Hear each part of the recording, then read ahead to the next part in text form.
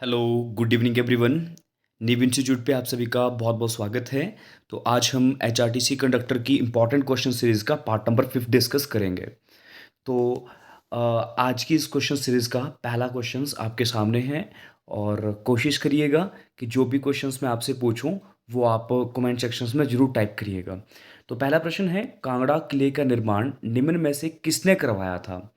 तो ये most IMP question, बहुत बार इस तरह के क्वेश्चंस बनते हैं। या तो मंदिरों में से क्वेश्चन बन जाते हैं, इस मंदिर का निर्माण किसने करा है, इस रियासत का निर्माण किसने करा है ना, ऐसे क्वेश्चंस बनते हैं। तो यहाँ पे ध्यान रखना, देखो संसार चंद है, सुशर्मा चंद है, भगतमल है, उमेद सिंह है। तो इसका बिल्कुल जो राइट आंसर है वो बी है, इज इक्वल टू सुशर्मा चंद। क्या नाम है? सुशर्मा चंद। तो ये बिल्कुल सही है। उसके बाद आपको ये भी पता होना चाहिए, जो कांगड़ा है, कांगड़ा का पुराना नाम जो था वो था त्रिगत, और ये एक रियासत के रूप में जानी जाती थी। तो ध्यान रखना, कांगड़ा जो था इसका पुराना नाम त्रिगत था। अब पेपर में कई बार ये क्वेश्चन बनता है कि त्रिगत की राजधानी क्या थी, जो त्रिगत रियासत थी उसकी राजधानी क्या थी। तो ये आपको पता होना चाहिए, और इसका जो आंसर है आपको नीचे कमेंट सेक्शन में टाइप करके देना है। चलिए, हिमाचल प्रदेश लोक सेवा आयोग का कार्यालय कहाँ पर स्थित है? मतलब कि हिमाचल प्रदेश जो लोक सेवा आयोग है, इसको हम अगर ऐसे बोलें तो इसको HPPSC कहते हैं, Himachal Pradesh public service commission. तो इसका जो हेड ऑफिस है वो कहाँ पे है आपको पता है, इज इक्वल टू शिमला। ठीक है। उसी तरह से आपसे ये भी पूछा जाता है, हिमाचल प्रदेश अधीनस्थ चयन बोर्ड की बात भी करी जाती है, या हिमाचल प्रदेश स्टाफ सिलेक्शन जो बोर्ड है उसकी बात भी करी जाती है, जिसको आप HPSSC या HPSSB भी कहा करते हैं, जो आजकल आपको पता है खबरों में है ना। तो वो कहाँ पे है? वो हमीरपुर में है। तो ये भी आपको थोड़ा पता होना चाहिए। वैसे मुझे लगता है कि आप सबको ये इसके बारे में पता था। चलिए, क्वेश्चन नंबर 3 की बात करेंगे। हिमाचल प्रदेश में पर्वतारोहण संस्थान कहाँ स्थित है?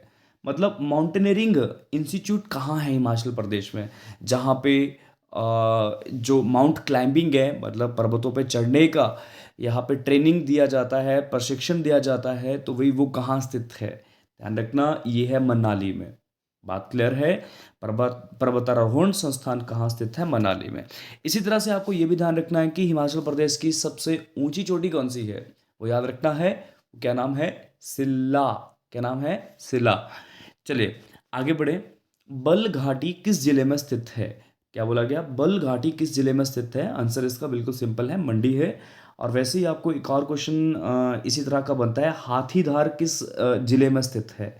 हाथीधार अगर पूछा जाए तो ध्यान रखना, वो आपका आंसर आता है इज इक्वल टू चंबा। कौन सा आता है? चंबा। अब आपके लिए क्वेश्चन ये है, बहुत सारी घाटी हैं, दून घाटी भी है। दून घाटी किसे कहा जाता है? इज इक्वल टू है ना, या जसवान घाटी भी बोला जाता है। तो वो किसको? वो ऊना के लिए कहा जाता है। तो आपको ये बताना है कि सबसे उपजाऊ घाटी कौन सी है। सबसे उपजाऊ घाटी कौन सी है ना, हिमाचल प्रदेश में सबसे उपजाऊ घाटी कौन सी है? तो आपको ये नीचे लिख के देना है। बिनबा। बिनबा किस नदी की सहायक व गौण नदी है? मतलब बोला, ये बिनबा जो है वो एक ट्रिब्यूटरी है। ट्रिब्यूटरी का मतलब होता है एक छोटी नदी जो बाद में एक बड़ी नदी में मिल जाएगी। तो वो किस बड़ी नदी की एक सहायक नदी है? Is equal to Beas. सही होगी चीजें। नेक्स्ट। नेक्स्ट अगर हम बात करें, क्वेश्चन नंबर 6 है ये, हिस्ट्री का एक क्वेश्चन है और इम्पॉर्टेंट है। रेगुलेटिंग एक्ट किस वर्ष पारित किया गया? देखो, रेगुलेटिंग एक्ट जो है वो 1773 में आया था, और यही रेगुलेटिंग एक्ट क्या करता है, भारत में सुप्रीम कोर्ट की स्थापना करता है। भारत में सुप्रीम कोर्ट कब बना था? इज इक्वल टू 1774 ईस्वी में बना था। और कहाँ बना था? भाई कलकत्ता था पहले। पहले जो सुप्रीम कोर्ट था वो कलकत्ता था, बाद में दिल्ली लाया गया था। चलिए, नेक्स्ट क्वेश्चन। देखो, आगे लिखा गया है क्वेश्चन नंबर 7 में, मिंटो मार्ले सुधार का उद्देश्य क्या था? देखो, पहले तो आपको ये पता होना चाहिए ये मिंटो मार्ले सुधार कब आया था, ये भी पेपर में क्वेश्चन बनता है। 1909 ईस्वी में मिंटो मार्ले सुधार आया था। ठीक है। ये क्या हो रहा है भाई, ये उन स्टूडेंट्स को अच्छे से समझ आता है जिन्होंने इतिहास पढ़ा हुआ है। देखो, क्या होता था कि भारत जो था वो अंग्रेजों के गुलाम में था। ठीक है। अंग्रेज यहाँ पे राज किया करते थे। तो जो अंग्रेज यहाँ पे काम करते थे, वो एक लॉ एंड ऑर्डर के अकॉर्डिंग काम करते थे। वो जो लॉ एंड ऑर्डर है वो कहाँ से बन के आता था? ब्रिटेन पार्लियामेंट से बन के आता था। तो ब्रिटेन पार्लियामेंट ने एक एक यहाँ पे मिंटो मार्ले सुधार लाया, या मिंटो मार्ले एक कानून लाया, ठीक है, तो यही यहाँ पे यही पूछा है, वो कानून कब आया था? 1909 में आया था। और इसका मेन उद्देश्य क्या था? पृथक निर्वाचक प्रणाली। पृथक का मतलब होता है अलग और निर्वाचन का मतलब होता है चुनना। तो बोला ये पृथक निर्वाचन प्रणाली किसका यहाँ पे उद्देश्य था? मिंटो मार्ले सुधार का था। उसी तरह से आपको ये याद रखना है, एक जेम्स फोर्ड अधिनियम भी आया था। जेम्स फोर्ड अधिनियम जो था वो 1909 में आया था, ये आपको ध्यान रखना है। चलिए नेक्स्ट क्वेश्चंस की बात करूं। विक्रमशिला शिक्षा केंद्र के संस्थापक का नाम है। ये विक्रमशिला क्या है? जैसे आपने सुना होगा कि भारत का प्रथम विश्वविद्यालय कौन सा है, तो वहाँ पे आंसर आता है नालंदा विश्वविद्यालय। अब नालंदा विश्वविद्यालय कहाँ पे है ये आपको पता होना चाहिए। बिल्कुल सिंपल है, बिहार में है। और किसने उसकी स्थापना करी है? कुमारगुप्त ने। तो वैसे ही यहाँ पे एक क्वेश्चन बनता है, विक्रमशिला जो विश्वविद्यालय है इससे एक क्वेश्चन बनता है। तो जो विक्रमशिला शिक्षा केंद्र था ये बहुत ही प्राचीन है। जिस समय में नालंदा विश्वविद्यालय था उसी समय का विक्रमशिला एक शिक्षा केंद्र था। तो इसके संस्थापक कौन है? पेपर में क्वेश्चन बनता है तो याद रखना, धर्मपाल। गोपाल सॉरी पाल वंश के एक राजा आते हैं, ठीक है, उसका नाम है धर्मपाल। तो इन्होंने विक्रमशिला यूनिवर्सिटी की स्थापना करी थी। नेक्स्ट क्वेश्चन, मोस्ट आईएमपी प्रश्न भाई, है ना। देखो इस क्वेश्चन सीरीज को कुछ मैं इस तरह से बनाता हूँ कि इसमें कुछ इजी क्वेश्चन भी रखता हूँ। जैसे कि जो अभी स्टेट पीएससी का एक क्वेश्चन पड़ा कि मतलब Himachal Pradesh public service commission का मेन जो कार्यालय है वो कहाँ पे है ना, तो आपने लिख दिया शिमला।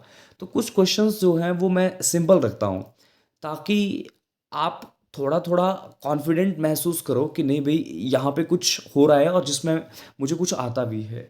तो उसी बेसिस पे यहाँ पे नेक्स्ट क्वेश्चन जो है, जगन्नाथ मंदिर किस राज्य में है? मोस्ट आईएमपी क्वेश्चन है भाई। जगन्नाथ मंदिर जो है ये उड़ीसा पुरी में है। कहाँ पे है? उड़ीसा में है। अब पेपर में क्वेश्चन ये बनता है कई बार कि जगन्नाथ मंदिर के संस्थापक कौन है? याद रखना, गंगादेव। क्या नाम है? गंगादेव। ये पता है ना भाई सबको? चलिए आगे बढ़ेंगे। बोला भारत का सबसे बड़ा सूर्य मंदिर कौन सा है? भारत का सबसे बड़ा सूर्य मंदिर है वही इज इक्वल टू कोणार्क मंदिर। तो यहाँ पे यही पूछा है, बोला पुरी में स्थित कोणार्क के विशाल सूर्य देव के मंदिर के निर्माता कौन है? मतलब कोणार्क मंदिर कहाँ है? ये भी वही उड़ीसा के पुरी क्षेत्र में है। और ये भारत का सबसे बड़ा सूर्य मंदिर है, ठीक है। तो बोला गया इसकी स्थापना किसने करी है? इज इक्वल टू नरसिंह प्रथम। क्या नाम है? नरसिंह देव प्रथम। तो ये क्वेश्चंस भी भाई बहुत बार पेपर में बनता है, तो आपको इसके बारे में पता होना चाहिए। नेक्स्ट, राष्ट्रकूट वंश का संस्थापक कौन है? दंती दुर्ग। जैसे आपसे पूछा जाता है मौर्य वंश के संस्थापक कौन है, तो आप आंसर लिखते हो चंद्रगुप्त मौर्य। फिर आपसे क्वेश्चन बनता है कि एक सेन वंश था, सेन वंश के संस्थापक कौन है? सामत सेन। तो वैसे ही यहाँ पे राष्ट्रकूट वंश का संस्थापक पूछा था, इसका नाम है दंती दुर्ग। अब मैं आपसे एक क्वेश्चन पूछूंगा यहाँ पे वंश में से ही, मुझे आपने लिख के देना है कि ये जो कुषाण वंश था, कुषाण वंश के संस्थापक कौन है? साथ में आपने मुझे पांड्य वंश के संस्थापक भी बताने हैं। तो दो क्वेश्चंस मैंने आपसे पूछे, तो उनका आंसर जरूर दीजिएगा। और मैं आप सभी स्टूडेंट को बार बार यही बोलता हूँ, जितना हो सकता है मेरे क्वेश्चंस का आंसर दीजिएगा। इससे आप ही का बेनिफिट होगा, मुझे इससे कुछ नहीं मिलने वाला है भाई। आप सोच रहे हो कि नहीं मुझे इससे कोई पैसा मिलेगा, आप आंसर करोगे तो मुझे पैसा मिलेगा, ऐसा नहीं है भाई, ठीक है। तो भाई यहाँ पे मैं आपको बोलता हूँ तो उसका आपको गौर करना चाहिए उस पे। क्यों बोलता हूँ? क्योंकि भाई इससे आपका इंटरेस्ट बना रहेगा कि नहीं यार कि मुझे कुछ आता है। दूसरी बात ये है, अगर नहीं आता है और आपने कहीं से सर्च करके अपनी किताब से ढूंढ के लिखा, तो जब आप किसी चीज़ को लिखते हो ना तो भाई वो चीज़ आपके दिमाग में हमेशा क्लियर रहती है। तो इसलिए बार बार बोलता हूँ कि भाई आप नीचे कमेंट सेक्शन में जरूर आंसर लिखा करो। क्लियर है? चलिए क्वेश्चन नंबर 12 की बात करूंगा। खजुराहो के मंदिर का संबंध है मोस्ट एमपी। देखो पहले के पेपर में ऐसा क्वेश्चन बनता था कि खजुराहो का मंदिर कहाँ है, ये खजुराहो की गुफाएं कहाँ है, तो वहां पे आंसर आता है मध्य प्रदेश में। क्या बोला जाता है? मध्य प्रदेश में, ठीक है। अब बात ये है, बोला ये जो मंदिर है ये किस धर्म से संबंधित है? ध्यान रखना, ये भाई हिंदू मंदिर से भी संबंधित है और जैन मंदिर से भी संबंधित है। वहाँ पे खजुराहो में हिंदू प्लस जैन मंदिर है, बहुत सारे हिंदू और जैन मंदिर है। तो शैव धर्म, शिव शिव भगवान का जो है वो किससे संबंधित है भाई? वो हिंदू से ही संबंध है। वैष्णो जो विष्णु है, विष्णु मंदिर है वो भी किससे संबंधित है? हिंदू से। और जैन तो आपको पता ही है जैन। तो इसका जो बिल्कुल सही आंसर है वो डी, ABC तीनों से इसका संबंध है। खजुराहो के मंदिर आपको पता होना चाहिए। चलिए, भारतीय अर्थव्यवस्था कैसी है? देखो यहाँ पे ये तो हर बच्चे को वैसे आंसर पता होना चाहिए। इज इक्वल टू मिश्रित अर्थव्यवस्था का देश है। भारत किस अर्थव्यवस्था का देश है? मिश्रित अर्थव्यवस्था का देश है। देखो यहाँ पे पूंजीवाद लिखा है, साम्यवादी लिखा है, स्वतंत्र अर्थव्यवस्था लिखा है। इनका कोई भी यहाँ पे आंसर्स नहीं है। मिश्रित अर्थव्यवस्था ही भारत की है। अगर आपको ये नहीं पता कि भाई मिश्रित अर्थव्यवस्था किसे कहा जाता है, तो भाई ये सारी चीज़ें जो हैं ये सिलेबस के दौरान पढ़ाई जाती हैं। और अगर आपको लगता है कि नहीं भाई मुझे मिश्रित अर्थव्यवस्था को पूरा डिटेल में समझाना चाहिए, तो आप एक बार कमेंट सेक्शंस में लिखिएगा सर मुझे समझ नहीं आया। उसके ऊपर आपको एक अलग से ही वीडियो मिल जाएगा, बट बताना पड़ेगा ना। चलिए नेक्स्ट, वैश्वीकरण का अर्थ क्या है? ग्लोबलाइजेशन का अर्थ क्या है? तो यहाँ पे अगर मैं ग्लोबलाइजेशन वर्ड की बात करूँ तो मैं आपको सिंपल सी बात समझाता हूँ। हमने अपनी क्लास में भी बहुत बार बोला है इसके बारे में। पूरा विश्व एक गांव, वैश्वीकरण का मतलब होता है पूरा विश्व एक गांव। मतलब कि हमारी राजनीतिक सीमाएं तो हैं। राजनीतिक सीमाओं का मतलब क्या है कि जैसे भारत का एक बाउंड्री है ना, भारत की बाउंड्री है, भारत की एक सीमा है, वो ठीक है। बट व्यापारिक सीमाएं नहीं होनी चाहिए। यही शब्द कहलाता है ग्लोबलाइजेशन। तो इसके अनुसार जो बिल्कुल सही हमारी परिभाषा बन रही है यहाँ पे, यह आंसर बन रहा है, वो है सी। सी में क्या लिखा है? घरेलू अर्थव्यवस्था। घरेलू अर्थव्यवस्था मतलब भारत की अर्थव्यवस्था का वैश्विक अर्थव्यवस्था के साथ एकीकरण। मतलब हमारी जो इंडिया की अर्थव्यवस्था है उसको किसके साथ मिलाना है? वैश्विक अर्थव्यवस्था के साथ मिलाना है। मतलब अमेरिका के साथ भी हमारे ट्रेड्स होने चाहिए, व्यापार होना चाहिए। फिर चाइना के साथ भी, हर देश के साथ हमारा व्यापार होना चाहिए। उसी चीज़ को यहाँ पे ग्लोबलाइजेशंस कहा जाता है। तो ये वही क्वेश्चन सीरीज इतनी इंपॉर्टेंट है ना भाई, मैं क्या बोलूँ इसके लिए। आप खुद से एक बार अनुमान लगाइए। इस पूरी क्वेश्चन सीरीज में एचपी जीके से लेके जियोग्राफी से लेके हिस्ट्री प्लस इकोनॉमिक्स तक के क्वेश्चंस यहाँ पे कवर करे हुए हैं। ठीक है, तो अगर आप नहीं पढ़ते हो तो भाई इसमें आपकी गलतियां हैं। और मैं बार बार आपको यही बोलता हूँ, जो आपको बोला जाए कि कमेंट करिए अपना आंसर, वो करिए भाई आप, है ना। कुछ स्टूडेंट्स करते हैं वो बहुत अच्छे भाई, है ना। बाकी भी अपनी एक अच्छी हैबिट्स डाल लीजिएगा तो भाई आपका भला ही होगा। ध्यान रखना, इंसान का एक नेचर ही है, वो अच्छी चीज़ें नहीं सीख पाता है, अपने आप को अच्छे माहौल में नहीं लेके जाता है। वो हमेशा एक गलत संगत में ही जाने की कोशिश करता है, लेजीपन ही उसमें हमेशा बना रहता है। तो उस चीज़ से आपको अपने आप को मुक्त करिएगा और सदा मोटिवेट रहिएगा। कोई भी समस्या आती है तो हमारे दिए गए नंबर पे हमें ज़रूर बताइएगा और उसमें हम आपकी पूरी सहायता करेंगे। लास्ट में हम एचआरटीसी कंडक्टर के लिए जो भी अभी क्वेश्चन सीरीज डिस्कस कर रहे हैं, तो यहाँ पे ओनली हम क्वेश्चन सीरीज ही नहीं डिस्कस करते हैं। अगर आपको चाहिए कि एचआरटीसी का पूरा सिलेबस कंप्लीट करना है हमारे इंस्टीट्यूट से, तो आप आ सकते हो। ऑफलाइन क्लासेस मिलेंगी जिसमें आपको सारा सिलेबस पढ़ाया जाएगा, ए से लेके जेड तक सारा सिलेबस पढ़ाया जाएगा।